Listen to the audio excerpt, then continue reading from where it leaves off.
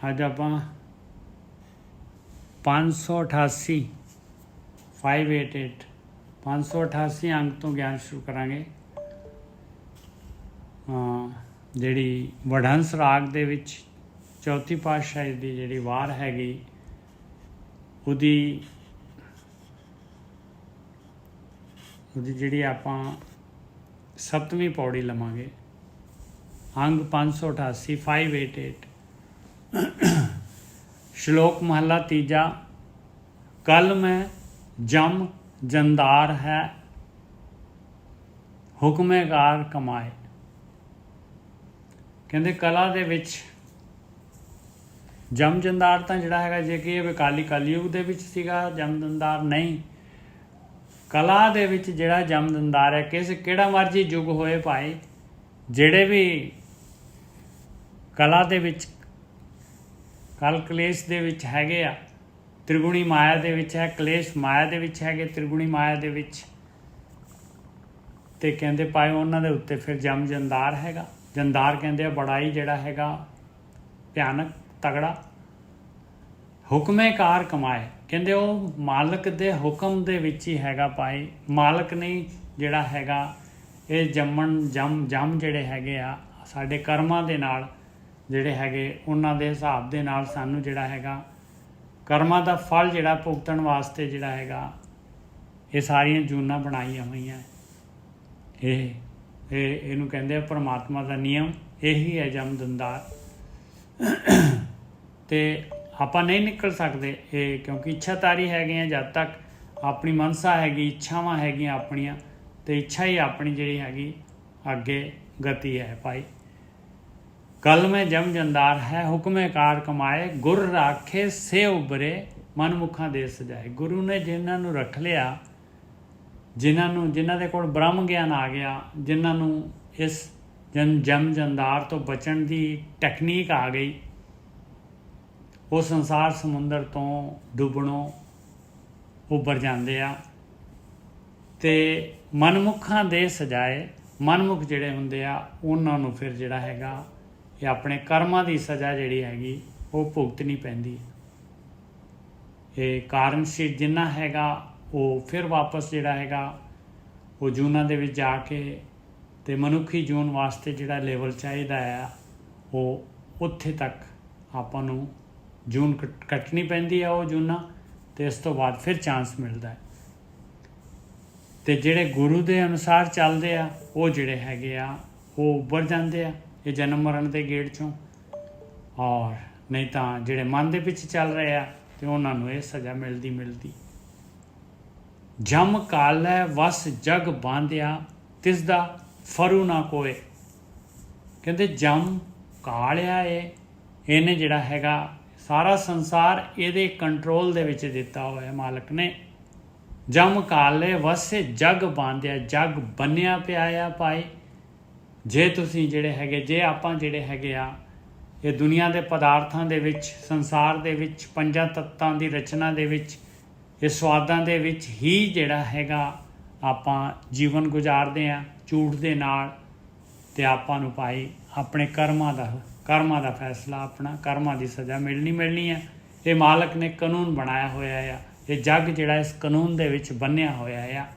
ਜਮ ਕਾਲੈ ਵਸ ਜਗ ਬਾਂਧਿਆ ਤਿਸ ਦਾ ਫਰੂ ਨਾ ਕੋਏ। ਕਹਿੰਦੇ ਉਹਦਾ ਜਿਹੜਾ ਹੈਗਾ ਉਹਦਾ ਫਰੂ ਨਹੀਂ ਹੈਗਾ, ਕੋਈ ਉਹਦੇ ਤੋਂ ਬਚ ਨਹੀਂ ਸਕਦਾ, ਉਹਨੂੰ ਕੋਈ ਫੜ ਨਹੀਂ ਸਕਦਾ। ਉਹਦਾ ਜਿਹੜਾ ਹੈਗਾ ਕੋਈ ਕਹੇ ਵੀ ਮੈਂ ਜਿਹੜਾ ਹੈਗਾ ਇਹ ਜਮਕਾਲ ਤੋਂ ਬਚ ਜਾਊਂਗਾ, ਤ੍ਰਿਗੁਣੀ ਮਾਇਆ ਦੇ ਵਿੱਚ ਜਿਹੜੇ ਹੈਗੇ ਰਹਿ ਕੇ, ਔਰ ਜਮਕਾਲ ਤੋਂ ਆਪਣੇ ਆਪ ਜਿਹੜਾ ਹੈਗਾ ਕਰਮ ਕਾਂਡਾਂ ਦੇ ਨਾਲ ਹੋਰ ਵੀ ਕਿਸੇ ਮਨ ਦੀ ਕਾਢ ਦੇ ਨਾਲ ਬਚ ਜਾਊਂਗਾ।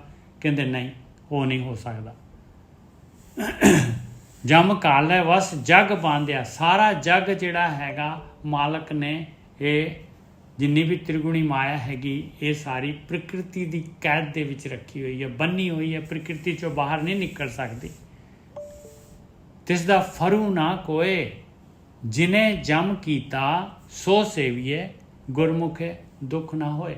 ਨਿਕਲਣਾ ਹੈਗਾ ਇੱਕੋ ਹੀ ਤਰੀਕਾ ਹੈਗਾ, ਜਿਸ ਮਾਲਕ ਨੇ ਜਮ ਪੈਦਾ ਕੀਤਾ ਹੈ, ਜਿਸ ਮਾਲਕ ਨੇ ਕਾਨੂੰਨ ਬਣਾਇਆ ਹੈ, ਜਿਸ ਮਾਲਕ ਨੇ ਪ੍ਰਕਿਰਤੀ ਦੇ ਵਿੱਚ ਆਪਾਂ ਨੂੰ ਰੱਖਿਆ ਹੈ, ਜਿਸ ਮਾਲਕ ਨੇ ਜਿਹੜਾ ਹੈਗਾ ਇਹ ਜਿਹੜਾ ਹੈਗਾ ਕਰਮਾਂ ਦੇ ਵਿੱਚ ਆਪਾਂ ਨੂੰ ਬੰਨ੍ਹਿਆ ਆ, ਉਸੇ ਮਾਲਕ ਦੇ ਕੋਲ ਜਾਵਾਂਗੇ ਤਾਂ ਉਹੀ ਮਾਲਕ ਇਹ ਬੰਧਨ ਖੋਲ ਸਕਦਾ ਹੈ।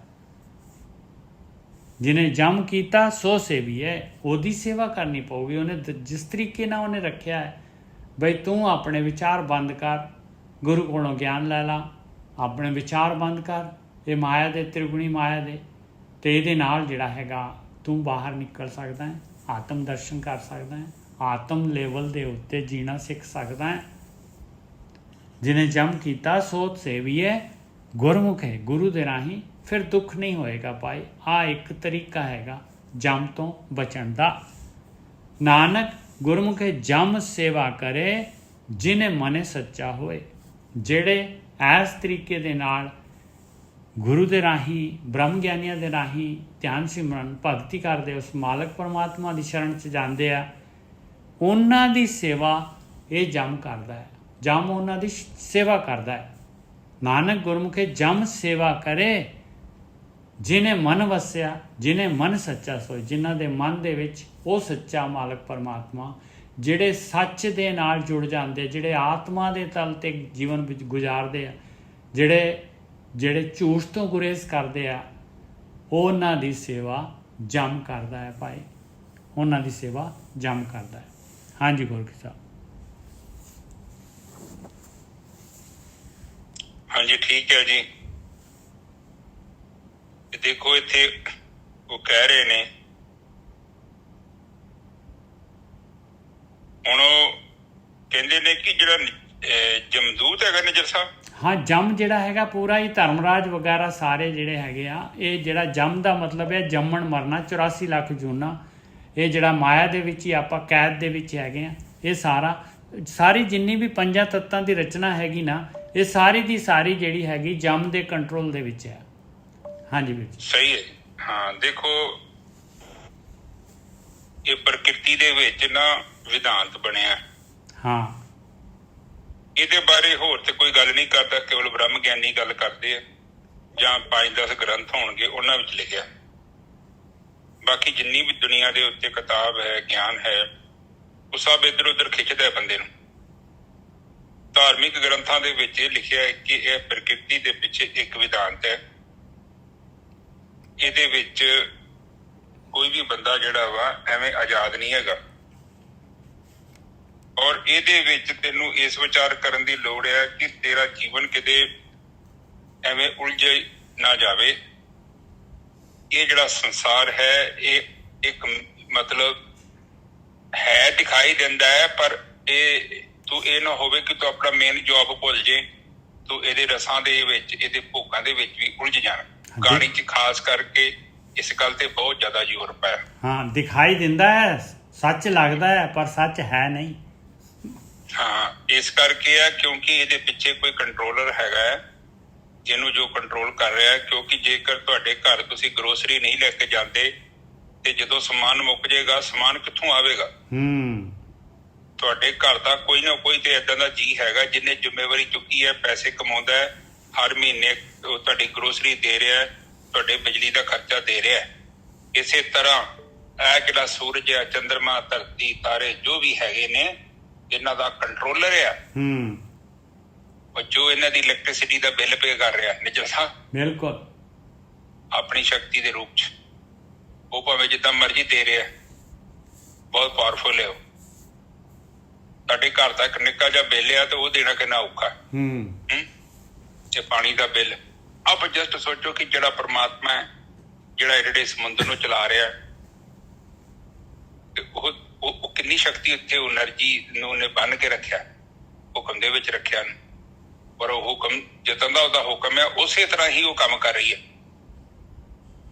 ਕੁਦਰਤੀ ਨਿਯਮ ਹੈ। ਹੁਣ ਜਿਹੜਾ ਸਾਡਾ ਜਿਹੜਾ ਮਤਲਬ ਸਮੁੰਦਰ ਦੇ ਵਿੱਚ ਨਾ ਜਵਾਰ ਭਾਟਾ ਆਉਂਦਾ, 6 ਘੰਟੇ ਪਾਣੀ ਚੜ੍ਹਦਾ ਤੇ 6 ਘੰਟੇ ਨਿੱਜਰ ਸਾਹਿਬ ਉਤਰਦਾ।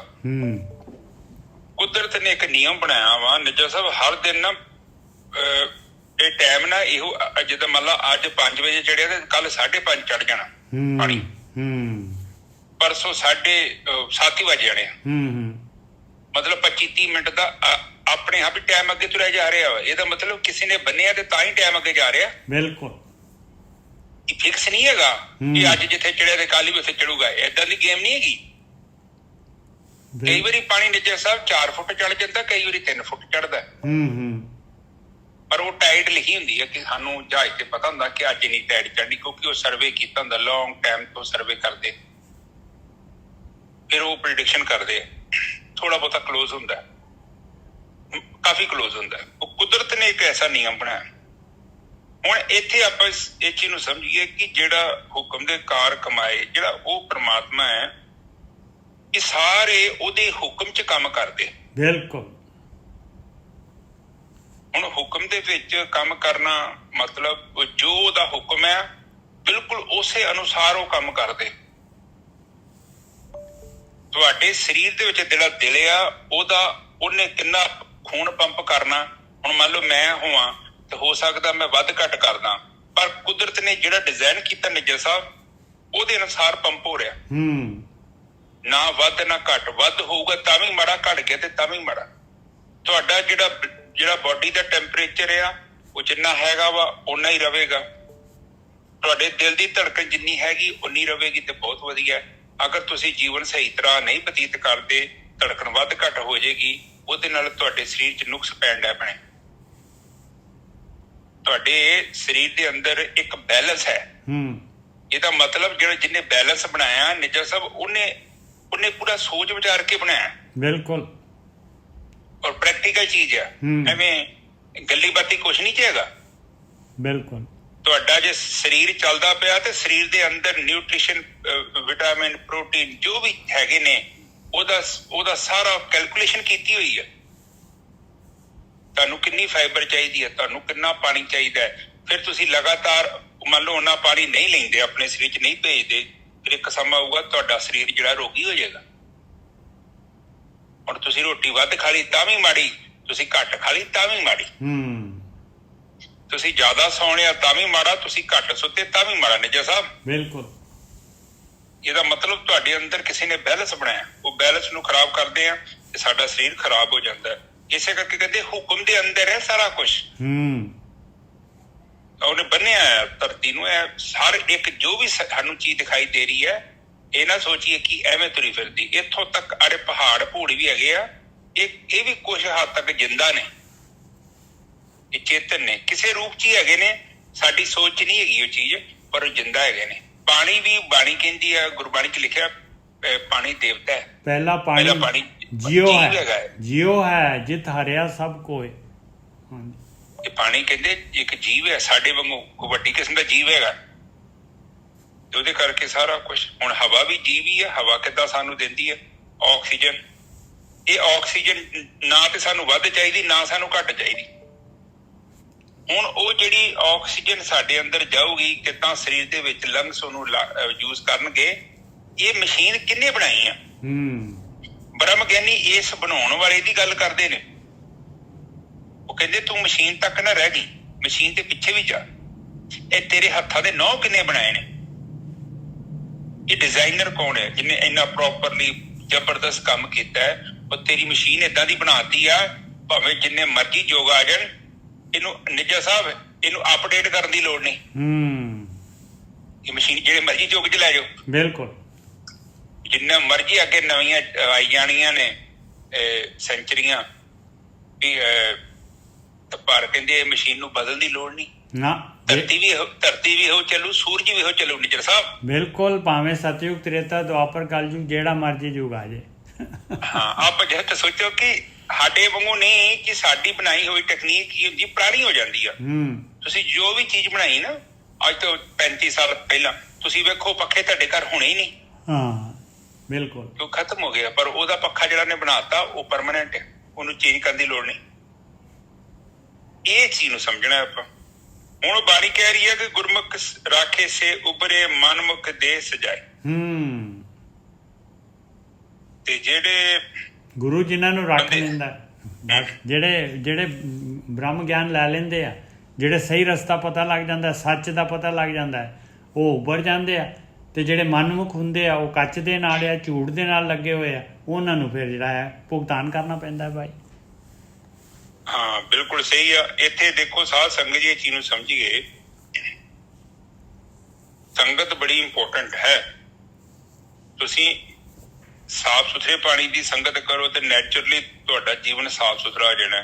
ਹੁਣ ਤੁਸੀਂ ਗੰਦੇ ਪਾਣੀ ਦੀ ਸੰਗਤ ਕਰੋ ਤੇ ਨੈਚੁਰਲੀ ਉਹਦੇ ਨਾਲ ਕੰਮ ਨਹੀਂ ਜੇ ਹੋਣਾ, ਹੱਲ ਨਹੀਂ ਹੋਣਾ ਮਸਲਾ ਨਿਜਰ ਸਾਹਿਬ, ਕਿਉਂਕਿ ਉਹ ਤੇ ਗੰਦਾ ਹੈ, ਖੁਦ ਗੰਦਾ ਹੈ। ਬਿਮਾਰੀਆਂ ਲੱਗ ਜਾਣੀਆਂ ਗੋਰਖੀ ਸਾਹਿਬ। ਹਾਂ, ਉਹਨੇ ਤੁਹਾਨੂੰ ਵੀ ਬਿਮਾਰ ਕਰ ਦੇਣਾ। ਤੁਹਾਡੇ ਨਾ ਤੇ ਤੁਸੀਂ ਕੱਪੜੇ ਧੋ ਸਕਦੇ, ਨਾ ਤੁਹਾਡੇ ਜੀਵਨ 'ਚ ਸੁੱਚਮ ਆਉਣੀ ਹੈ। ਇਸੇ ਕਰਕੇ ਬਾਣੀ ਕਹਿੰਦੀ ਕਿ ਗੁਰਮੁਖਾਂ ਦੀ ਸੰਗਤ ਕਰਨੀ ਹੈ। ਕਿਉਂ ਕਰਨੀ ਆ? ਕਿਉਂਕਿ ਉਹ ਪਾਣੀ ਸਾਫ ਸੁਥਰਾ ਹੈ। ਹਾਂ, ਉਹ ਤੇਰੇ ਪੀਣ ਦੇ ਵੀ ਕੰਮ ਆਵੇਗਾ ਤੇ ਤੇਰੇ ਸਰੀਰ ਦੇ ਕਸ਼ਟ ਖਤਮ ਹੋ ਜਾਣਗੇ, ਬਿਮਾਰੀਆਂ ਬਾਹਰ ਆ ਜਾਣਗੀਆਂ। ਤੂੰ ਕੱਪੜੇ ਧੋ ਸਕਦਾ, ਤੂੰ ਇਸ਼ਨਾਨ ਕਰ ਸਕਦਾ। ਪਰ ਕਈ ਲੋਕ ਏਦਾਂ ਗੰਦੇ ਪਾਣੀ ਵਰਗੇ ਹੁੰਦੇ ਆ, ਉਹਨਾਂ ਦੇ ਕੋਲ ਬਹਿਣ ਦੇ ਕੋਈ ਫਾਇਦਾ ਨਹੀਂ ਹੈਗਾ, ਨੁਕਸਾਨ ਜ਼ਿਆਦਾ ਹੈ। ਇਹ ਤੇਰੇ ਮਨ ਨੂੰ ਇਹ ਚੀਜ਼ ਦਾ ਪਤਾ ਹੋਣਾ ਚਾਹੀਦਾ ਹੈ ਕਿ ਮੈਂ ਕਿਹੜਾ ਪਾਣੀ ਇਸਤੇਮਾਲ ਕਰਨਾ ਹੈ, ਗੰਦਾ ਪਾਣੀ ਵਰਤਣਾ ਹੈ ਜਾਂ ਚੰਗਾ ਵਰਤਣਾ। ਫਿਰ ਅਗਲੇ ਬੰਨੇ ਦੇਈਏ ਨਿਜਰ। ਫਿਰ ਕਹਿੰਦੇ ਜੇ ਤੂੰ ਗੰਦਾ ਪਾਣੀ ਵਰਤੇਂਗਾ ਉਹਦੇ ਨਾਲ ਤੇਰੇ ਅੰਦਰ ਰੋਗ ਪੈਦਾ ਹੋਣਗੇ, ਔਗੜਾਂ ਦੇ ਰੂਪ 'ਚ। ਤੇ ਫਿਰ ਤੈਨੂੰ ਜੰਮ ਦੇ ਵਿੱਚ ਉਹ ਜਾਲ ਵਿੱਚ ਫਸਣਾ ਪਊਗਾ, ਕਿਉਂਕਿ ਉਹ ਰਸਤਾ ਹੀ ਜਿਹੜਾ ਉੱਧਰ ਜਾ ਰਿਹਾ। ਬਿਲਕੁਲ। ਤੂੰ ਐਸੇ ਕਰਮ ਕਰਨੇ ਆ ਜਿਨ੍ਹਾਂ ਕਰਮਾਂ ਦੀ ਕੱਲ ਨੂੰ ਤੈਨੂੰ ਭਰਵਾਈ ਕਰਨੀ ਪੈਣੀ ਆ, ਕਿਉਂਕਿ ਕੋਈ ਵੀ ਚੀਜ਼ ਹੈ ਇੱਥੇ ਫ੍ਰੀ ਨਹੀਂ ਹੈਗਾ। ਜੇ ਤੂੰ ਸੋਚਦਾ ਨਾ ਕਿ ਤੈਨੂੰ ਵੇਖਣ ਵਾਲਾ ਕੋਈ ਨਹੀਂ ਹੈਗਾ, ਤੇਰੇ ਮਨ ਦਾ ਵਹਿਮ ਹੈ।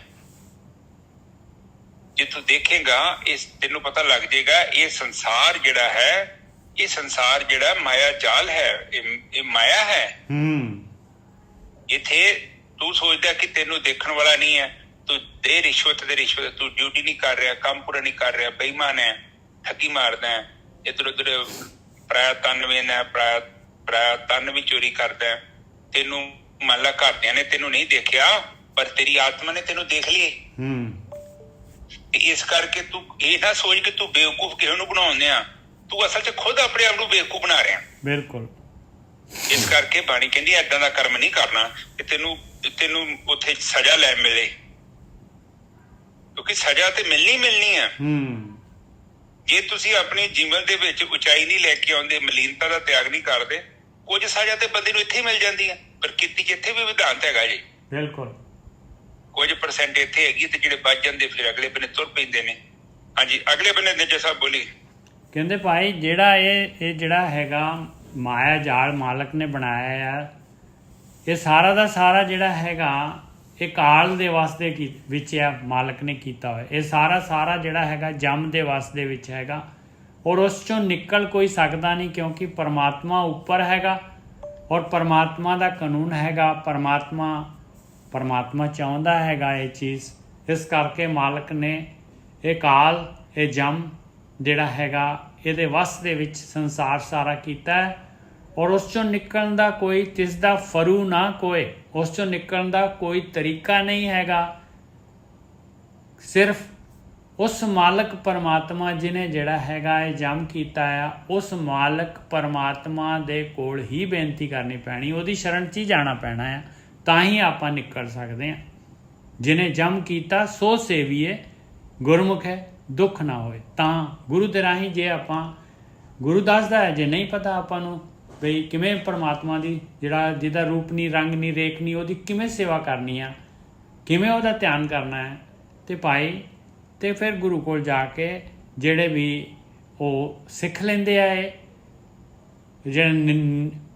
ਜਿਹੜਾ ਪਰਮਾਤਮਾ ਹੈਗਾ ਜਿਹਦਾ ਕੋਈ ਰੂਪ ਨਹੀਂ ਹੈਗਾ, ਉਸ ਮਾਲਕ ਪਰਮਾਤਮਾ ਨੂੰ ਜਿਹੜਾ ਦਿਸ ਨਹੀਂ ਰਿਹਾ, ਉਹਦੀ ਭਗਤੀ ਕਿਵੇਂ ਕਰਨੀ ਆ, ਇਹ ਗੁਰੂ ਕੋਲੋਂ ਜਿਹੜੇ ਸਿੱਖ ਲੈਂਦੇ ਆ ਉਹਨਾਂ ਨੂੰ ਫਿਰ ਇਹ ਜੰਮ ਦਾ ਦੁੱਖ ਨਹੀਂ ਹੁੰਦਾ ਭਾਈ। ਉਹਨਾਂ ਦੀ ਤਾਂ ਫਿਰ ਜਿਹੜਾ ਹੈਗਾ ਨਾਨਕ ਗੁਰਮੁਖੇ ਜੰਮ ਸੇਵਾ ਕਰੇ, ਉਹਨਾਂ ਦੀ ਸੇਵਾ ਜੰਮ ਖੁਦ ਕਰਦਾ ਹੈ ਭਾਈ। ਜਿਨ੍ਹਾਂ ਦੇ ਮਨ ਦੇ ਵਿੱਚ ਉਹ ਮਾਲਕ ਪਰਮਾਤਮਾ ਸੱਚਾ ਵਸ ਜਾਂਦਾ ਹੈ, ਜਿਹੜੇ ਸੱਚ ਦੇ ਨਾਲ ਜੁੜ ਜਾਂਦੇ। ਹਾਂਜੀ ਵੀਰ ਜੀ।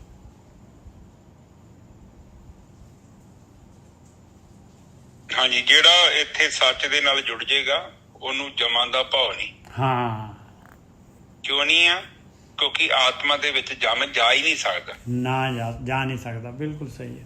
ਹਾਂ ਉੱਥੇ ਜਮ ਦੀ ਪਾਵਰ ਨਹੀਂ ਹੈਗੀ। ਜਮ ਦੀ ਪਾਵਰ ਹੈਗੀ ਇਹਨਾਂ ਤਿੰਨਾਂ ਤੱਤਾਂ ਦੇ ਵਿੱਚ, ਰਜੋ ਤਮੋ ਤੇ ਸਤੋ। ਇਹ ਜਿਹੜੀ ਪ੍ਰਕਿਰਤੀ ਦਿਖਦੀ ਹੈ ਇਹ ਸਾਰੀ ਜਮ ਦੇ ਅਧੀਨ ਜੇ। ਬਿਲਕੁਲ ਜਮ ਦੇ ਅਧੀਨ। ਇਹਦੇ ਵਿੱਚ ਜਿਹੜਾ ਵੀ ਆ ਗਿਆ, ਚਾਹੇ ਪਹਾੜ ਆ, ਚਾਹੇ ਸਮੁੰਦਰ ਹੈ, ਚਾਹੇ ਆ ਧਰਤੀ ਹੈ, ਚਾਹੇ ਸੂਰਜ, ਇਹ ਸਭ ਇਹ ਪ੍ਰਕਿਰਤੀ ਦੇ ਅਧੀਨ ਚ ਹੈਗੇ ਜੇ। ਇੱਕ ਸਮਾਂ ਆਊਗਾ ਇਹਨਾਂ ਨੂੰ ਮੌਤ ਦਾ ਸਾਹਮਣਾ ਕਰਨਾ ਪਵੇਗਾ। ਇੱਥੋਂ ਤੱਕ ਜਿਹੜਾ ਆਪਣੀ ਧਰਤੀ ਦਾ ਇੰਦਰ ਆ ਉਹ ਵੀ ਇੱਕ ਦਿਨ ਮਰ ਜਾਏਗਾ। ਜਿਹੜਾ ਧਰਤੀ ਨੂੰ ਸਾਂਭ ਰਹੀ ਨੇ ਇੱਕ ਸ਼ਕਤੀ, ਇਹ ਤੇ ਪਤਾ ਹੀ ਨਹੀਂ ਕਿੰਨੀਆਂ ਕੁ ਧਰਤੀਆਂ ਵਾ। ਇੱਕ ਧਰਤੀ ਥੋੜੀ ਹੈਗੀ ਹੈ, ਇਹ ਤੇ ਸਾਇੰਸ ਨੂੰ ਪਤਾ ਲੱਗਾ ਹੁਣ ਕਿੰਨੀਆਂ ਧਰਤੀਆਂ ਵਾ, ਪਤਾ ਹੀ ਨਹੀਂ।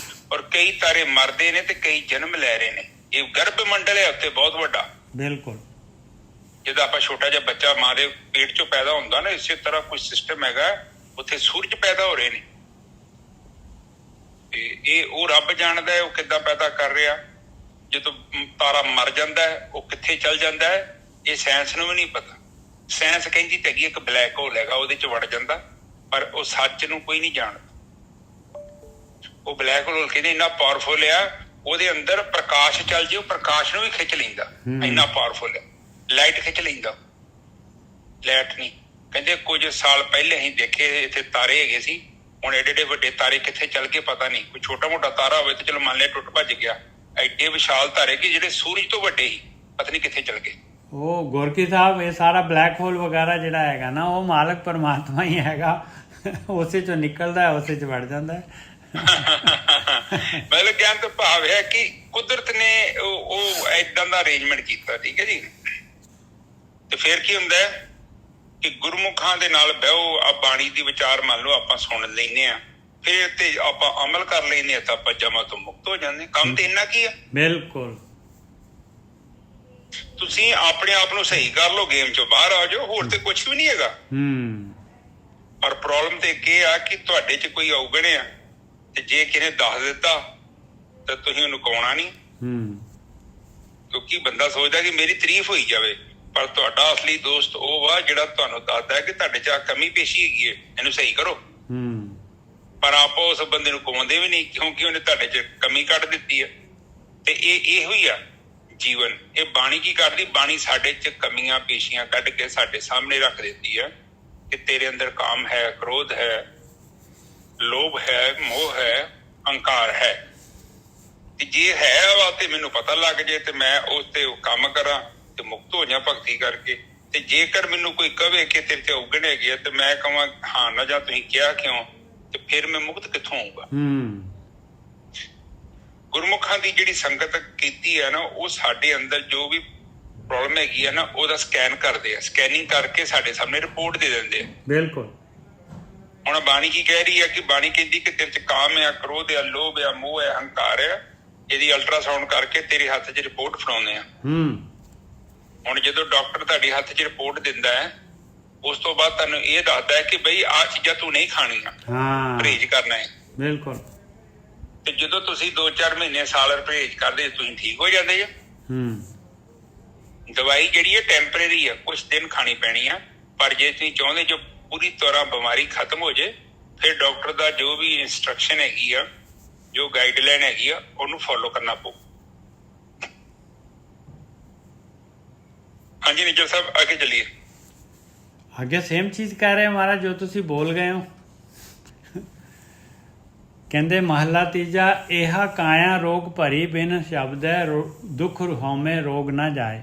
ਕਹਿੰਦੇ ਆਹ ਦੇਖ ਲਓ, ਕਹਿੰਦੇ ਆਹ ਤੇਰੇ ਅੰਦਰ ਜਿਹੜੇ ਹੈਗੇ ਆਹ ਲਾ ਇਲਾਜ ਰੋਗ ਤੇਰੇ ਅੰਦਰ ਪਏ ਹੋਏ ਆ। ਇਹ ਕਾਮ ਕ੍ਰੋਧ ਲੋਭ ਓਂਕਾਰ ਹਉਮੈ, ਇਹਨੀ ਤਾਂ ਜਾਣਾ ਹੀ ਨਹੀਂ ਹੈ। ਕਹਿੰਦੇ ਬਗੈਰ ਸ਼ਬਦ ਦੇ, ਬਗੈਰ ਧਿਆਨ ਸਿਮਰਨ ਦੇ ਇਹ ਰੋਗ ਨਹੀਂ ਜਾ ਸਕਦੇ। ਇਹ ਕਾਇਆ ਰੋਗ ਭਰੀ ਹੋਈ ਆ ਇਹਨਾਂ ਦੇ ਨਾਲ। ਮਹਲਾ ਤੀਜਾ ਕਹਿ ਰਿਹਾ ਭਾਈ, ਮਹਲਾ ਤੀਜਾ ਹੈ ਕਾਇਆ ਰੋਗ ਭਰੀ ਬਿਨ ਸ਼ਬਦ ਹੈ, ਦੁੱਖ ਹਉਮੈ ਰੋਗ ਨਾ ਜਾਏ। ਇਹੀ ਤਾਂ ਦੁੱਖ ਦੇਣ ਵਾਲਾ ਹੈ। ਹਉਮੈ ਰੋਗ ਹੈ, ਬਹੁਤ ਤਕਲੀਫ ਦਿੰਦਾ ਹੈ, ਨਹੀਂ ਜਾਣਾ ਇਹਨੇ। ਸਤਿਗੁਰ ਮਿਲੈ ਤਾਂ ਨਿਰਮਲ ਹੋਵੈ, ਹਰ ਨਾਮੋ ਮਨੇ ਵਸਾਏ। ਇਸ ਤਰ੍ਹਾਂ ਜਾਊਗਾ ਭਾਈ। ਬ੍ਰਹਮ ਗਿਆਨੀਆਂ ਤੋਂ ਗਿਆਨ ਲੈਣਾ ਪਊਗਾ ਤੇ ਉਸ ਤੇ ਅਮਲ ਕਰਨਾ ਪਊਗਾ।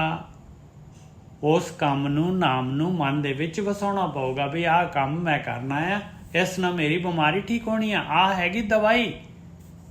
ਨਾਨਕ ਨਾਮ ਧਿਆਇਆ ਸੁਖ ਦਾਤਾ। ਆ ਸੁੱਖਾਂ ਦਾ ਦਾਤਾ ਹੈ। ਦਵਾਈ ਐਸੀ ਹੈ, ਸੁੱਖਾਂ ਦੇ ਦਾਤੀ, ਸੁੱਖਾਂ ਦੇਣ ਵਾਲੀ ਦਵਾਈ ਹੈ ਭਾਈ। ਦੁੱਖ ਵਿਸਰਿਆ ਸਹਿਜ ਸੁਭਾਏ। ਸਹਿਜ ਸੁਭਾਈ, ਸਹਿਜ ਦੇ ਵਿੱਚ ਹੀ ਹਸੰਦਿਆਂ ਖਿਲੰਦਿਆਂ ਪਹਿਨੰਦਿਆਂ ਖਵੰਦਿਆਂ ਵਿੱਚ ਹੋਵੇ ਮੁਕਤ। ਨਾਨਕ ਸਤਿਗੁਰ ਭੇਟੀ ਹੈ ਪੂਰੀ ਹੋਵੇ ਜੁਗਤ। ਆ ਜੁਗਤੀ ਮਿਲ ਗਈ ਔਰ ਇਹ ਦਵਾਈ ਦੇ ਨਾਲ ਜਿਹੜਾ ਹੈਗਾ ਬਿਮਾਰੀ ਸਹਿਜ ਸੁਭਾਈ ਚਲੀ ਗਈ। ਹਾਂਜੀ ਵੀਰ ਜੀ। ਹਾਂਜੀ, ਉਹ ਕਹਿੰਦੇ ਆ ਕਿ ਇਹ ਕਾਇਆ ਵਾ, ਇਹਦੇ ਅੰਦਰ ਰੋਗ ਭਰੇ ਆ। ਹਾਂ, ਔਗਣ ਹੈ ਜਿਹਦੇ ਅੰਦਰ। ਬਿਲਕੁਲ। ਹੁਣ ਤੁਸੀਂ ਵੇਖ ਲਓ, ਤੁਹਾਡੇ ਅੰਦਰ ਕਾਮ ਆ, ਸਭ ਤੋਂ ਪਹਿਲਾਂ ਕਾਮ ਆ, ਫਿਰ ਕ੍ਰੋਧ ਆ ਤੁਹਾਡੇ ਅੰਦਰ, ਫਿਰ ਲੋਭ ਆ, ਮੋਹ ਆ, ਹੰਕਾਰ ਆ। ਇਹ ਕਿਹਦੇ ਰੋਗ ਨੇ? ਇਹ ਤੁਹਾਡੇ ਤਨ ਦੇ ਰੋਗ ਨੇ। ਤੇ ਫਿਰ ਕਹਿੰਦੇ ਆ ਕਿ ਫਿਰ ਕਹਿੰਦੇ ਬਿਨ ਸ਼ਬਦੇ, ਸ਼ਬਦ ਤੋਂ ਬਿਨਾ, ਗਿਆਨ ਤੋਂ ਬਿਨਾ, ਸੰਗਤ ਤੋਂ ਬਿਨਾ, ਭਗਤੀ ਤੋਂ ਬਿਨਾ ਇਹ ਤੈਨੂੰ ਪਤਾ ਨਹੀਂ ਲੱਗਣਾ, ਜਾਣੇ ਹੀ ਨਹੀਂ ਰੋਗ।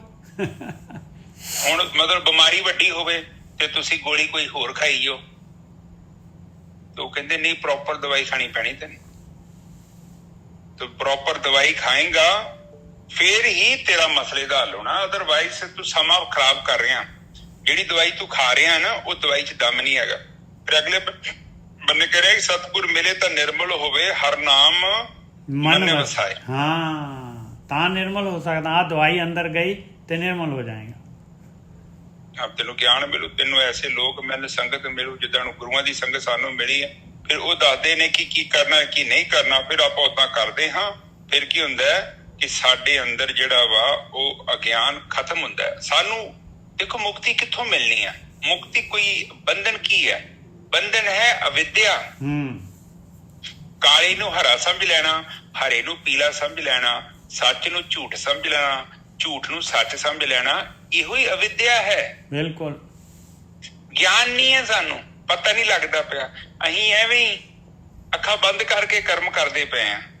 ਹੁਣ ਜਿਹੜਾ ਬੰਦਾ ਮਾੜਾ ਕਰਮ ਕਰਦਾ ਹੈ, ਉਹਨੂੰ ਕੀ ਪ੍ਰੋਬਲਮ ਆ?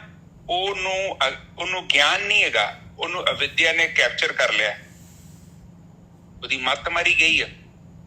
ਔਰ ਸਾਡੇ ਵਰਗੇ ਕਹਿੰਦੇ ਨੇ ਉਹ ਵੇਖ ਬਈ ਉਹਦੇ ਕਿੱਦਾਂ ਰਿਸ਼ਵਤ ਲੈ ਲੈ ਕੇ ਮਹਿਲ ਪਾ ਲਿਆ, ਸਭ ਤੋਂ ਸੁਖੀ ਹੈਗਾ। ਪਰ ਬਾਣੀ ਕਹਿੰਦੀ ਉਹ ਬਹੁਤ ਦੁਖੀ ਹੈ।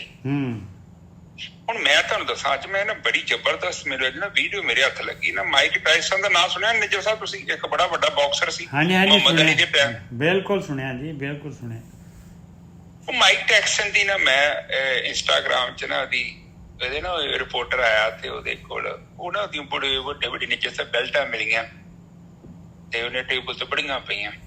ਉਹ ਕਹਿੰਦਾ ਕਿ ਇਹਦੀ ਕੀ ਵੈਲਿਊ ਹੈ ਤੇਰੀ ਅੱਜ ਦੀ ਲਾਈਫ 'ਚ, ਅੱਜ ਦੇ ਟਾਈਮ 'ਚ ਇਹਦੀ ਕੀ ਵੈਲਿਊ ਹੈ? ਕਹਿੰਦਾ ਦਿਸ ਇਜ਼ ਅ ਗਾਰਬੇਜ। ਕਹਿੰਦਾ ਮੈਂ ਜਦੋਂ ਜਵਾਨ ਹਾਂ ਨਾ ਤੇ ਮੈਨੂੰ ਬੜਾ ਲੱਗੇ ਕਿ ਬੜੀ ਵੱਡੀ ਗੱਲ ਆ। ਕਹਿੰਦਾ ਮੈਂ ਹੁਣ ਬੁੱਢਾ ਹੋ ਗਿਆ, ਇਹ ਤੇ ਗਾਰਬੇਜ ਹੈਗਾ। ਤੇ ਕਹਿੰਦਾ ਫਿਰ ਸਹੀ ਕੀ ਆ? ਉਹ ਕਹਿੰਦਾ ਆਪਣੇ ਰਿਸ਼ਤੇ ਜਿਹੜੇ ਹੈਗੇ ਨਾ ਉਹਨਾਂ ਨੂੰ ਸਾਂਭੋ, ਉਹੀ ਆ। ਬਾਕੀ ਤੇ ਕਹਿੰਦਾ ਐਵੇਂ ਹੀ ਆ। ਝੱਗ ਹੈਗੀ, ਕਹਿੰਦਾ ਝੱਗ। ਤੇ ਉਹ ਜਿਹੜੀਆਂ ਬੈਲਟਾਂ, ਉਹ ਤੁਹਾਨੂੰ ਪਤਾ ਮੀਡੀਆ ਇਹ ਹੈ, ਤੂੰ ਫਲਾਨਾ ਤੂੰ ਟਿਮਕਾ। ਉਹਨੇ ਇਹ ਦੱਸਿਆ ਕਿ ਇਹ ਪੈਸਾ ਸਭ ਕੁਛ ਨਹੀਂ ਆ। ਬਿਲਕੁਲ। ਉਹ ਹੈਪੀਨੈਸ ਬੜੀ ਇੰਪੋਰਟੈਂਟ ਆ। ਮੈਂ ਜ਼ਿੰਦਗੀ, ਮੈਨੂੰ ਲੋਕਾਂ ਨੇ ਕੰਟਰੋਲ ਕਰ ਛੱਡਿਆ, ਲੋਕਾਂ ਨੇ ਲਾ ਛੱਡਿਆ। ਜਿਹਨੇ ਲਾਇਆ ਗੱਲੀ ਤੇ ਉਹਦੇ ਨਾਲ ਚੱਲ ਪੱਲੀ। ਮੈਂ ਐਵੇਂ ਲੋਕਾਂ ਨਾਲ ਲੜਦਾ ਰਿਹਾ, ਇੱਥੇ ਤੱਕ ਮੈਂ ਜਿੱਤਦਾ ਰਿਹਾ। ਆਖਿਰ ਤੇ ਮੈਂ ਇੱਕ ਚੀਜ਼ ਦਾ ਸਿੱਟਾ ਕੱਢਿਆ, ਇਹ ਗਾਰਬੇਜ ਕੁਛ ਨਹੀਂ ਹੈਗਾ। ਹੁਣ ਤੁਸੀਂ ਕਹੋਗੇ ਕਿ ਇੱਕ ਬੰਨੇ ਉਹਨੇ ਇੰਨੀਆਂ ਬੈਲਟਾਂ ਜਿੱਤੀਆਂ, ਇੰਨਾ ਸੁਪਰ ਡੂਪਰ ਬਾਕਸਰ, ਤੇ ਦੂਸਰੀ ਤਰਫ ਉਹ ਕਹਿੰਦਾ ਗਾਰਬੇਜ ਹੈਗਾ। ਇਹਦਾ ਮਤਲਬ ਜਦੋਂ ਤੁਸੀਂ ਉਚਾਈ ਤੇ ਚੱਲ ਗਏ ਨਾ ਤੇ ਤੁਹਾਨੂੰ ਇਹ ਚੀਜ਼ਾਂ ਗਾਰਬੇਜ ਨਜ਼ਰ ਆਉਣੀਆਂ। ਜਦੋਂ ਬੰਦਾ ਪੈਸੇ ਕਮਾਉਂਦਾ ਨਾ ਗਲਤ ਤਰੀਕੇ ਨਾਲ, ਤੇ ਬੰਦਾ ਬੜਾ ਖੁਸ਼ ਹੁੰਦਾ ਹੈ ਕਿ ਮੈਂ ਪਤਾ ਨਹੀਂ ਕੀ ਕੁਝ ਕਰ ਲਿਆ। ਫਿਰ ਇੱਕ ਦਿਨ ਤੁਸੀਂ ਪਤਾ ਕੀ ਕਹਿਣਾ, ਇਹ ਗਾਰਬੇਜ ਹੈਗਾ। ਕਿਉਂਕਿ ਕੀਮਤ ਬਹੁਤ ਵੱਡੀ ਦੇਤੀ ਤੁਸੀਂ। ਨਿਜਰ ਸਾਹਿਬ। ਬਿਲਕੁਲ। ਉਹ ਕਿਹੜਾ ਬ੍ਰਹਮ ਗਿਆਨੀ ਆ, ਉਹ ਤੇ ਵਿਚਾਰਾ ਓਦਾਂ ਹੀ ਕਹਿੰਦੇ ਆ ਕਿ ਆਮ ਹੀ ਇਨਸਾਨ ਆ। ਉਹ ਕਹਿੰਦਾ ਮੇਰੇ ਕੋਲ ਰਿਸ਼ਤੇ ਹੀ, ਮੈਂ ਰਿਸ਼ਤੇ ਸਾਂਭ ਹੀ ਨਹੀਂ ਸਕਿਆ। ਕੁਛ ਨਾ ਕੁਛ ਹਰ ਇੱਕ ਬੰਦੇ ਦੇ ਇਸ਼ੂ ਹੁੰਦੇ ਆ, ਤੇ ਇਹ ਕਹਿੰਦਾ ਇਹ ਗਾਰਬੇਜ ਲਈ ਮੈਂ ਐਵੇਂ ਸਮਾਂ ਬਰਬਾਦ ਕਰਤਾ। ਮੈਂ ਥੋੜਾ ਜਿਹਾ ਸਿੰਪਲ ਵੀ ਜੀਵਨ ਬਤੀਤ ਕਰ ਸਕਦਾ, ਜਿੱਥੇ ਮੈਂ ਸਭ ਕੁਝ ਇੰਜੋਏ ਕਰ ਸਕਦਾ ਸਾਂ।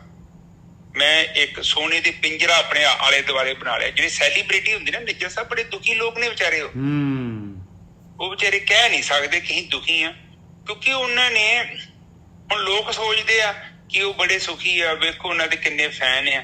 ਅਸਲ 'ਚ ਉਹਨਾਂ ਕੋਲ ਦੋਸਤ ਬਹੁਤ ਘੱਟ ਹੁੰਦੇ ਨੇ। ਜੱਸਾ ਬਹੁਤ ਘੱਟ ਦੋਸਤ ਹੁੰਦੇ, ਉਹ ਵਿਚਾਰੇ ਇਕੱਲੇ ਹੁੰਦੇ। ਵੇਖੋ ਸੈਲੀਬ੍ਰਿਟੀਆਂ ਤੁਸੀਂ ਕਈ ਵੇਖੋ, ਹੁਣ ਇੰਡੀਆ 'ਚ ਵੀ ਵੇਖੇ ਹੋਣੇ ਕਿੱਦਾਂ ਨਸ਼ਾ ਕਰਦੇ ਆ, ਡਰੱਗਸ ਲੈਂਦੇ ਆ। ਤੁਹਾਡੇ ਬਾਹਰ ਵੀ ਕੈਨੇਡਾ 'ਚ, ਅਮਰੀਕਾ 'ਚ ਵੇਖੋ ਬਹੁਤ ਲੋਕ ਨਸ਼ਾ ਕਰਦੇ ਆ, ਕਿਉਂਕਿ ਉਹ ਫੇਕ ਲਾਈਫ ਬਤੀਤ ਕਰ ਰਹੇ ਨੇ। ਜੱਸਾ ਬਿਲਕੁਲ। ਉਹ ਵਿਚਾਰੇ ਹੁਣ ਏਦਾਂ ਦੇ ਉਹਨਾਂ ਦੀ ਲਾਈਫ ਜਿਹੜੀ ਹੈਗੀ ਕਰਸ ਹੈਗੀ ਆ। ਹੁਣ ਮੇਰੇ ਵਰਗਾ ਕਹੀ ਜਾਂਦਾ ਵਾ ਕਿ ਵੇਖੋ ਬਈ ਉਹ ਕਿੰਨੇ ਸੁਖੀ, ਕਿੱਡਾ ਵੱਡਾ ਮਹਿਲ ਤੇ ਫਲਾਣਾ ਤੇ ਟਿਮਕਾ, ਪਰ ਵੇਖੋ ਕਿੰਨੇ ਲੋਕ ਆਤਮ ਹੱਤਿਆ ਕਰ ਲੈਂਦੇ ਨੇ। ਏਦਾਂ ਦੇ ਫਿਲਮ ਸਟਾਰ ਹੈਗੇ ਨੇ, ਉਹ ਵਿਚਾਰੇ ਸੁਸਾਈਡ ਕਰ ਲੈਂਦੇ। ਉਹਨਾਂ ਕੋਲ ਪੈਸਾ ਵੀ ਬੜਾ, ਕਿੰਨੇ ਫੈਨ ਨੇ, ਫਿਰ ਵੀ ਕਿਉਂ ਉਹ ਸੁਸਾਈਡ ਕੀਤਾ? ਕਿਉਂਕਿ ਉਹ ਇੱਕ ਸਮਾਂ ਆਉਂਦਾ ਬੰਦਾ ਨਕਲੀ ਜੀਵਨ ਬਤੀਤ ਕਰ ਕਰਕੇ ਦੁਖੀ ਹੋ ਜਾਂਦਾ। ਫਿਰ ਉਹ ਅਹਿਸਾਸ ਕਰਦਾ ਯਾਰ ਇੱਥੇ ਅਸਲੀ ਬੰਦਾ ਤਾਂ ਮੇਰੇ ਕੋਲ ਰਹਿ ਹੀ ਨਹੀਂ ਗਿਆ, ਕਿਉਂਕਿ ਜਦੋਂ ਮੇਰੀ ਗੁੱਡੀ ਉੱਪਰ ਸੀ ਤੇ ਮੈਂ ਗਾਂਹ ਵੱਧ ਗਿਆ, ਤੇ ਜਿਹੜੇ 2-4 ਰਿਸ਼ਤੇ ਸੀ ਉਹ ਮੈਂ ਛੱਡ ਤੇ। ਬੰਦਾ ਏਦਾਂ ਹੀ ਕਰਦਾ। ਜਦੋਂ ਵੀ ਬੰਦੇ ਦੀ ਫੇਮ ਮਿਲਦੀ ਹੈ ਤਾਂ ਬੰਦਾ ਭੁੱਲ ਜਾਂਦਾ। ਫਿਰ ਜਦੋਂ ਫੇਮ ਦੀ ਥੋੜਾ ਨਸ਼ਾ ਉਤਰਦਾ, ਫਿਰ ਉਹਨੂੰ ਗਿਆਨ ਹੁੰਦਾ, ਪਰ ਉਹਨੇ ਚ ਟੂ ਲੇਟ ਹੋ ਗਿਆ, ਬਹੁਤ ਡੈਮੇਜ ਹੋ ਗਿਆ ਆਲਰੇਡੀ। ਹੁਣ ਇਸ ਚੀਜ਼ ਨੂੰ ਆਪਾਂ ਸਮਝਣਾ। ਬਾਣੀ ਸਾਨੂੰ ਕਹਿੰਦੀ ਆ ਕਿ ਤੂੰ ਹਵਾ 'ਚ ਨਾ ਜਾ, ਥੋੜਾ ਨੋਰਮਲ ਜੀਵਨ ਬਤੀਤ ਕਰ, ਤਾਂ ਜੋ ਤੂੰ ਜੀਵਨ 'ਚ ਨਾ ਤੂੰ ਸੁੱਖਾਂ ਦੇ ਦਾਤੇ ਨੂੰ ਲੱਭ ਲੈ। ਤੇ ਇਹ ਨਾ ਹੋਵੇ ਕਿ ਤੂੰ ਐਵੇਂ ਨਕਲੀ ਜੀਵਨ ਨੂੰ ਹੀ ਸਾਰਾ ਕੁਝ ਸਮਝ ਲਈ। ਇੱਕ ਟਾਈਮ ਆਊਗਾ ਮੁਹੰਮਦ ਅਲੀ ਵਾਂਗੂ ਤੂੰ ਵੀ ਕਹਿਣਾ ਕਿ ਇਹ ਗਾਰਬੇਜ ਹੈਗਾ। ਭੱਜਿਆ ਤੇ ਬਹੁਤ ਸੀ, ਪਰ ਹੁਣ ਪ੍ਰਾਪਤ ਕੁਛ ਨਹੀਂ ਹੋਇਆ। ਅਗਲੇ ਬੰਨੇ ਤੇ ਕਹਿੰਦੇ ਮੱਕੇ ਤੋਂ ਪਰੇ ਕਹਿੰਦੇ ਆਜ਼ਾਦ ਹੈਗਾ, ਉੱਥੇ ਕੁਛ ਨਹੀਂ ਹੈਗਾ। ਤੇ ਇਸੇ ਤਰ੍ਹਾਂ ਹੀ ਜੀਵਨ ਦਾ ਇੱਕ ਹਿੱਸਾ ਆਉਂਦਾ, ਤੇ ਫਿਰ ਬੰਦਾ ਸੋਚਦਾ ਹੈ ਕਿ ਜੀਵਨ 'ਚ ਲੱਭਿਆ ਨਹੀਂ ਕੁਛ, ਤੇ ਲੱਭਣਾ ਕਿੱਥੇ ਸੀ? ਉਹ ਸੀ ਆਪਣੇ ਅੰਦਰ। ਤੇ ਬ੍ਰਹਮ ਗਿਆਨੀ ਇਹੋ ਹੀ ਗੱਲ ਸਮਝਾ ਕੇ ਗਏ ਆ ਕਿ ਇਹ ਭਰਮ ਆ, ਮਾਇਆ ਹੈ। ਅੱਜ ਨਹੀਂ ਤੇ ਕੱਲ ਨੂੰ ਤੈਨੂੰ ਅਹਿਸਾਸ ਜ਼ਰੂਰ ਹੋਣਾ ਹੈ, ਪਰ ਇੱਕ ਸਮਾਂ ਹੁਣ ਹੈਗਾ ਵਾ ਤੇਰੇ ਕੋਲ। ਤੂੰ ਆਪਣਾ ਸਮਾਂ ਨਾ ਬਰਬਾਦ ਕਰ, ਤੂੰ ਇੱਥੇ ਇਨਵੈਸਟਮੈਂਟ ਕਰ। ਜੋ ਤੇਰੇ 'ਚ ਕਮੀਆਂ ਪੇਸ਼ੀਆਂ, ਜੋ ਤੇਰੇ 'ਚ ਔਗਣਿਆ, ਤੂੰ ਹੁਣ ਦੇ ਹੁਣ ਫਿਕਸ ਕਰ ਸਕਦਾ ਹੈ। ਨਿੱਜਰ ਸਾਹਿਬ ਬਿਲਕੁਲ। ਸੁੱਖਾਂ ਦਾ ਦਾਤਾ ਨਾਮ ਹੈਗਾ, ਨਾਮ ਨੂੰ ਧਿਆਉਣਾ ਪਊਗਾ, ਧਿਆਨ ਕਰਨਾ ਪਊਗਾ, ਤੇ ਤਾਂ ਦੁੱਖ ਹੋਵੇ ਇਹ ਜਾ ਸਕਦੇ ਆ, ਰੋਗ ਜਾ ਸਕਦੇ ਆ। ਹਾਂਜੀ ਵੀਰ ਜੀ। ਹਾਂਜੀ ਨਿੱਜਰ ਸਾਹਿਬ, ਅੱਗੇ ਚੱਲੀਏ। ਹਾਂ, ਅੱਗੇ ਪੌੜੀ ਆ ਗਈ ਜੀ। ਹਾਂ,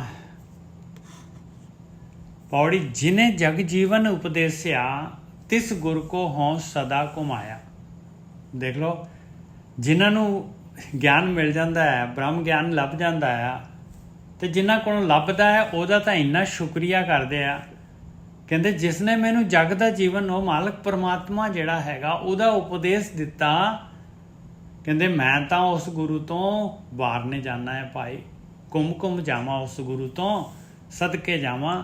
ਤਿਸ ਗੁਰ ਕੋ ਹੋਂ ਖਨੀਐ, ਜਿਨੇ ਮਧੂਸੂਦਨ ਹਰ ਨਾਮ ਸੁਣਾਇਆ। ਉਸ ਗੁਰੂ ਤੋਂ ਮੈਂ ਤਾਂ ਖਨੀਏ, ਕਹਿੰਦੇ ਮੈਂ ਪੋਟੇ ਪੂਰਾ ਛੋਟਾ ਹੋ ਕੇ ਗੁਰੂ ਤੋਂ ਕੁਰਬਾਨ ਹੋ ਜਾਵਾਂ, ਜਿਨੇ ਮੈਨੂੰ ਉਹ ਮਾਲਕ ਪਰਮਾਤਮਾ ਜਿਹੜਾ ਹੈਗਾ ਉਹਦਾ ਨਾਮ ਸੁਣਾ ਦਿੱਤਾ, ਨਾਮ ਭਗਤੀ ਧਿਆਨ ਸਿਮਰਨ ਦੱਸ ਦਿੱਤਾ।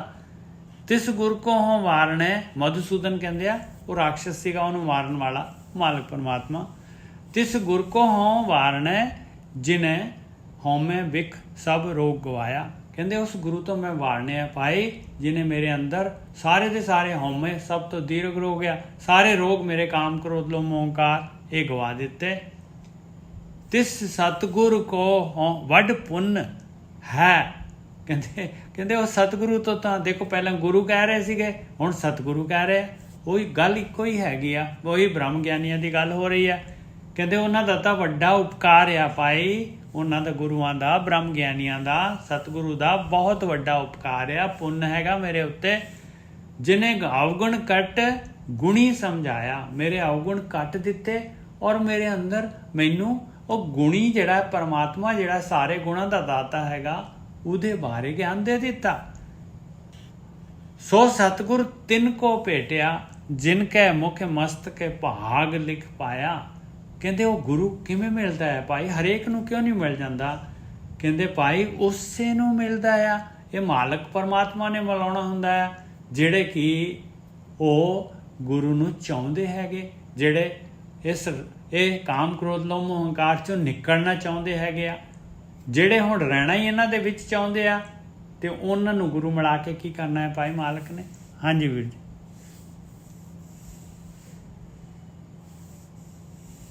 हाँ जी, देखो जी वो कह रहे ने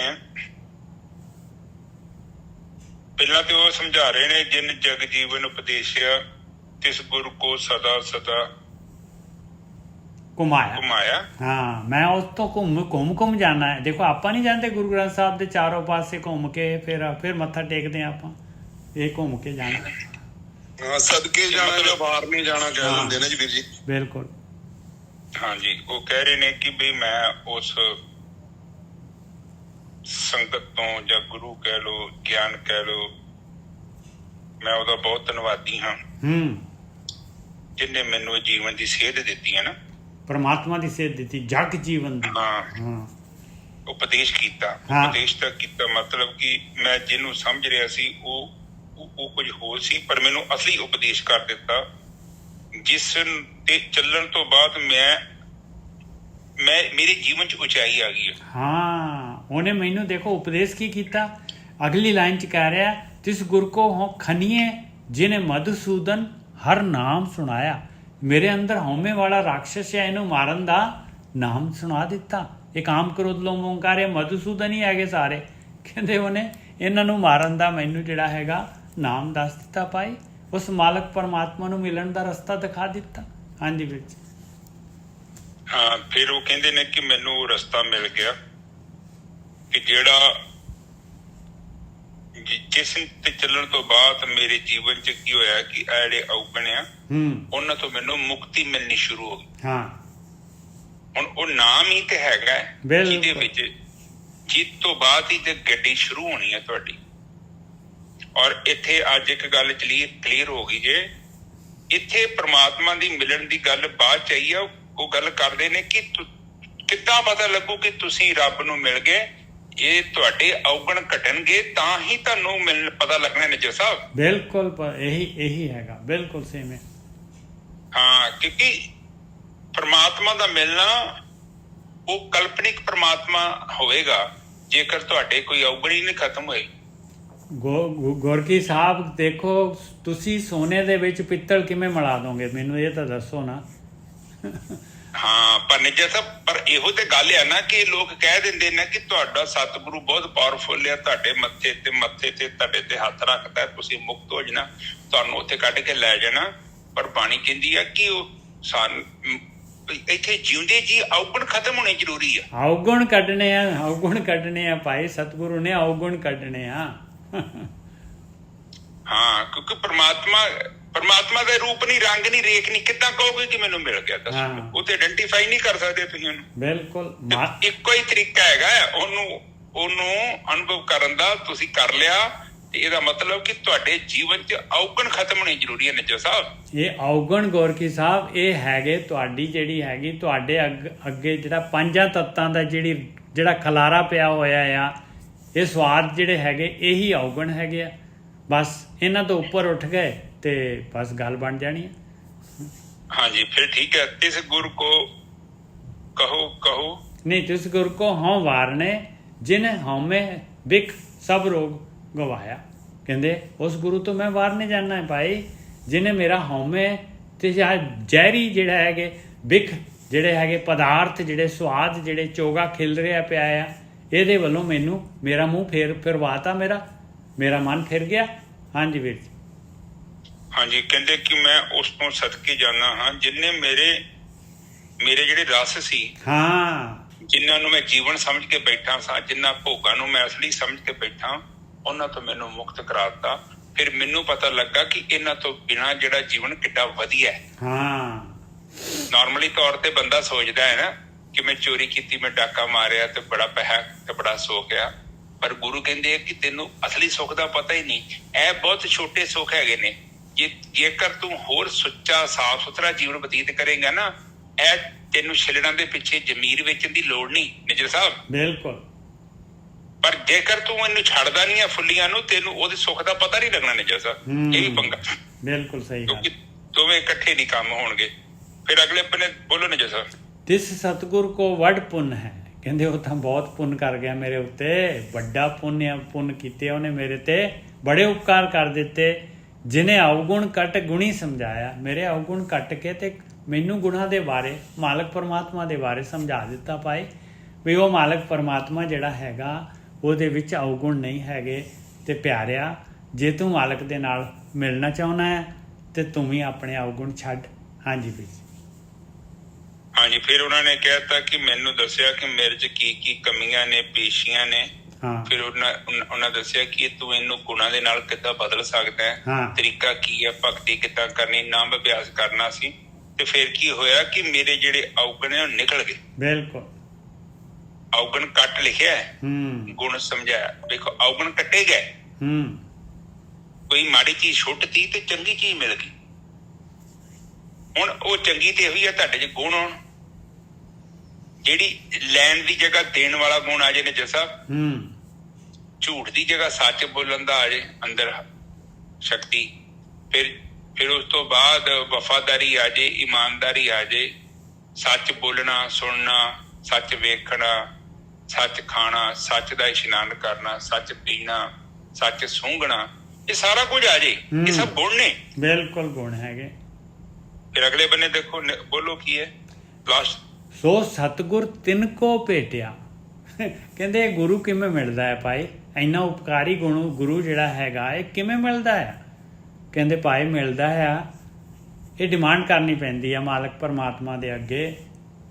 ਤੇ ਵੀ ਮੈਂ ਸੱਚ ਤੇ ਚੱਲਣਾ ਚਾਹੁੰਦਾ ਆ, ਮੈਂ ਗੁਣ ਚਾਹੁੰਦਾ ਆ, ਮੈਂ ਜਿਹੜਾ ਹੈਗਾ ਇਹ ਆਤਮ ਦਰਸ਼ਨ ਕਰਨਾ ਚਾਹੁੰਦਾ ਹੈ, ਤਾਂ ਜਿਹੜਾ ਹੈਗਾ ਸੋ ਸਤਿਗੁਰ ਤਿੰਨ ਕੋ ਭੇਟਿਆ ਜਿਨ ਕੇ ਮੁਖ ਮਸਤਕ ਕੇ ਭਾਗ ਲਿਖ ਪਾਇਆ। ਤਾਂ ਉਹ ਪਰਮਾਤਮਾ ਗੁਰੂ ਮਿਲਾਉਣ ਦਾ ਤੇਰੇ ਮੱਥੇ ਤੇ ਜਿਹੜਾ ਹੈਗਾ ਤੇਰੇ ਭਾਗਾਂ ਦੇ ਵਿੱਚ ਲਿਖਤ ਕਰ ਦਿੰਦਾ ਹੈ ਭਾਈ, ਬਈ ਇਹਨੂੰ ਜਿਹੜਾ ਹੈਗਾ ਗੁਰੂ ਮਿਲਾਉਣਾ ਹੈ।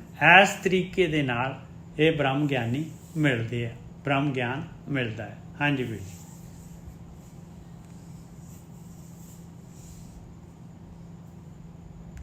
ਜਿਹੜਾ ਤੁਸੀਂ ਕਹਿ ਰਹੇ ਹੋ ਗੋਰਕੀ ਸਾਹਿਬ, ਬਈ ਕਮਿਟਮੈਂਟ ਕਰ, ਜੇ ਤੂੰ ਸੱਚ ਤੇ ਰਸਤੇ ਤੇ ਚੱਲਣਾ ਚਾਹੁੰਦਾ ਹੈ, ਇੱਕ ਵਾਰੀ ਅਰਦਾਸ ਕਰ, ਫਲੈਟ ਹੋ ਜਾ।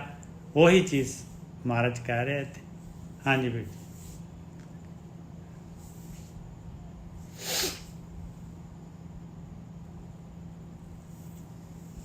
ਹਾਂ, ਮੇਰੀ ਆਵਾਜ਼ ਆ ਰਹੀ ਜੀ ਸਾਧ ਸੰਗਤ ਜੀ? ਆ ਰਹੀ ਨਿੱਜਰ ਸਾਹਿਬ। ਮੇਰਾ ਮਾਈਕ ਮਿਊਟ ਸੀ। ਮੈਂ ਕਹਿ ਰਿਹਾ ਸਾਂ ਕਿ ਜਿਹੜਾ ਸੱਚ ਤੇ ਚੱਲਣਾ ਹੈ, ਇਹ ਡਿਮਾਂਡ ਕਰਨੀ ਪੈਣੀ।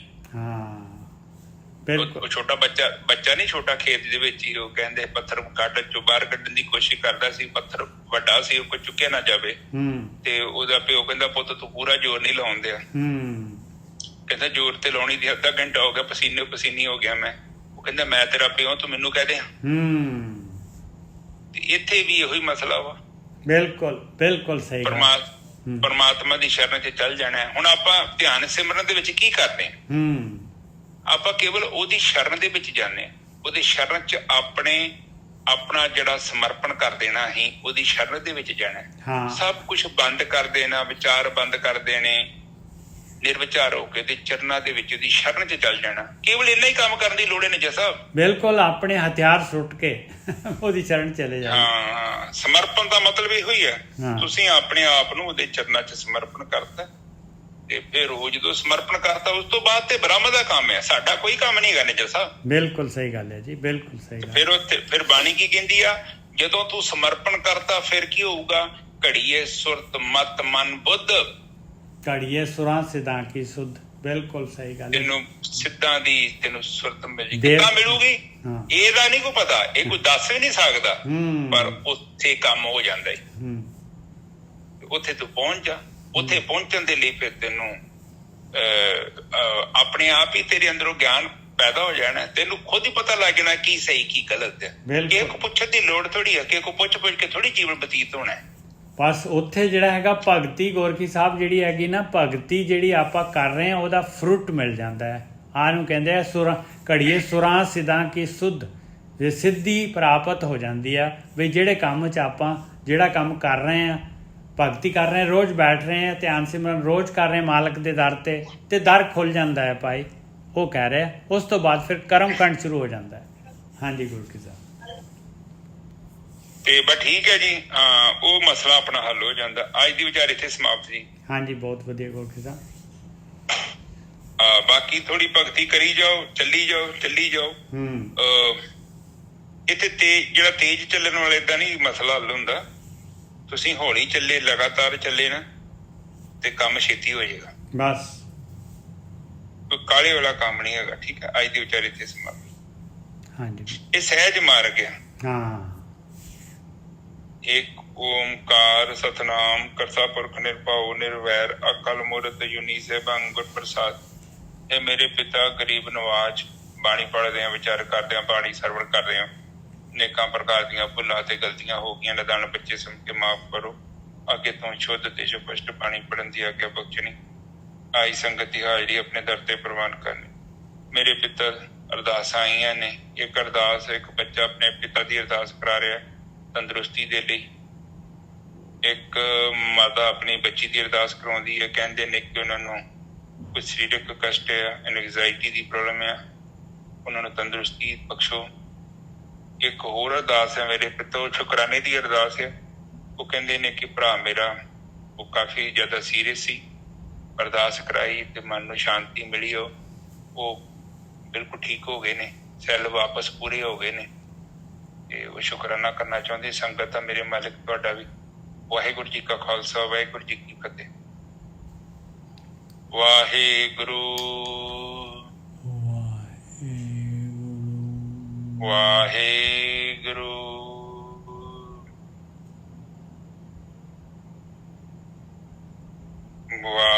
ਵਾਹਿਗੁਰੂ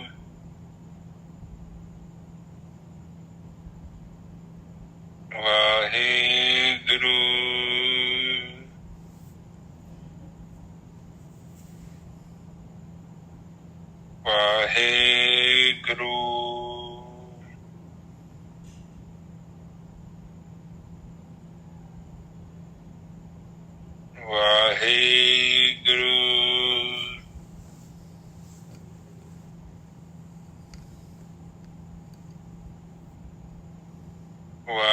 ਵਾਹਿਗੁਰੂ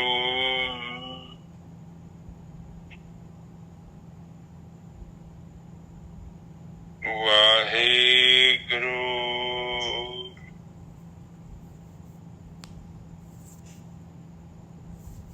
ਵਾਹਿਗੁਰੂ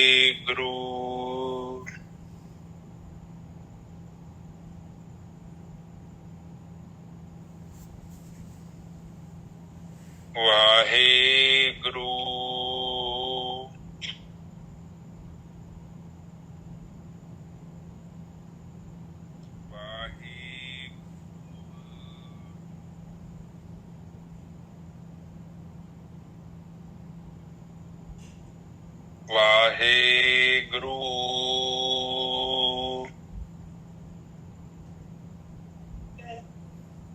ਵਾਹਿਗੁਰੂ ਵਾਹਿਗੁਰੂ ਵਾਹਿਗੁਰੂ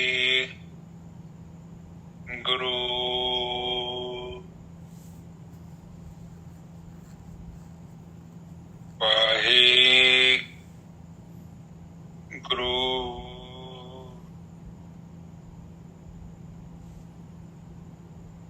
ਵਾਹਿਗੁਰੂ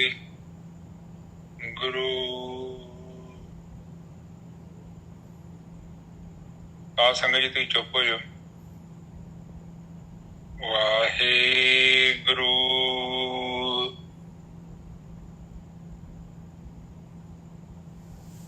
ਵਾਹਿਗੁਰੂ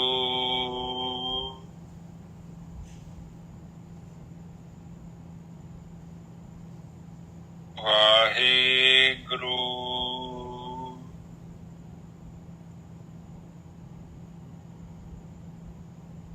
ਵਾਹਿਗੁਰੂ